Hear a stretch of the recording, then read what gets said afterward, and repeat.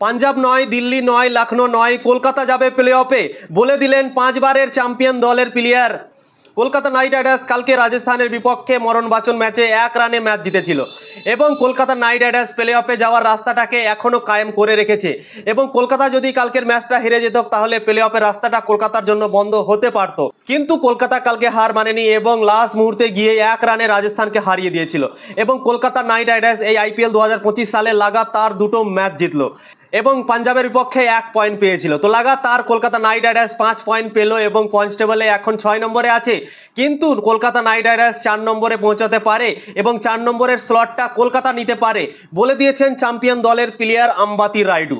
আম্বাতি রায়ুডু কালকে বলেছেন Kolkata night Riders very dangerous team এবং প্লে অফের জন্য আমার মনে হচ্ছে কেউ থামতে পারবে না। কলকাতা যেভাবে ক্রিকেট খেলতে লেগেছে, আন্দ্রে রাসেল, তারপর সুনীল নারায়ণ যেভাবে বল করছে, তারপর রহমানুল্লাহ গুরবাজ যেভাবে শুরুয়াত দিতে লেগেছে এবং Kolkata night Riders back in the form চলে এসছে। IPL 2024 সালে যেভাবে ক্রিকেট খেলছিল মনে হচ্ছে কি সেভাবে ক্রিকেট আবার খেলতে শুরু করেছে কলকাতা এবং মোমেন্টাম পেয়ে গেছে কলকাতা নাইট রাইডার্স, আম্বাতি রায়ুডু বলেছেন। এবং বলেছেন কি কলকাতা এই জায়গাতে খুবই ডেঞ্জারাস টিম এবং কলকাতাকে থামা অন্যান্য দলের জন্য অনেক মুশকিল হবে। তো কলকাতাকে এখন 3টে ম্যাচ জিততে হবে প্লে অফের জন্য। আম্বাতি রায়ুডু মনে করেন কলকাতা সেই 3টে ম্যাচ জেতার পর কোয়ালিফাই করবে প্লে অফের জন্য। 4 নম্বরের যে স্লটটা আছে সেই স্লটটা কলকাতায় পাবে, আম্বাতি রায়ুডু বলে দিয়েছেন।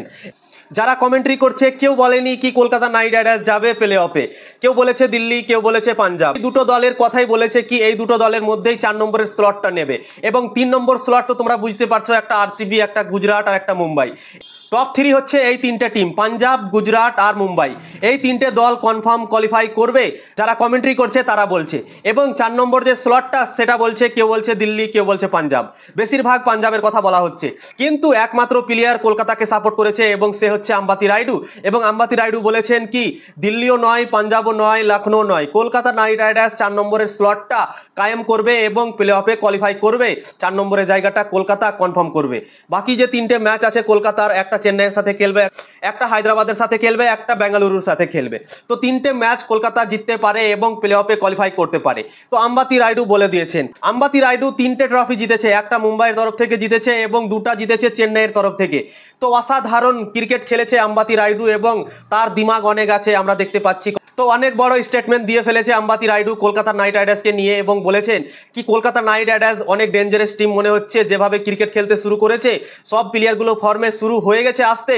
তো কলকাতাকে থামা অনেক মুশকিল হবে অন্যান্য দলের জন্য এবং কলকাতা প্লে অফের জন্য কোয়ালিফাই করবে 4 নম্বরে বলে দিয়েছেন আম্বাতি রায়ুডু।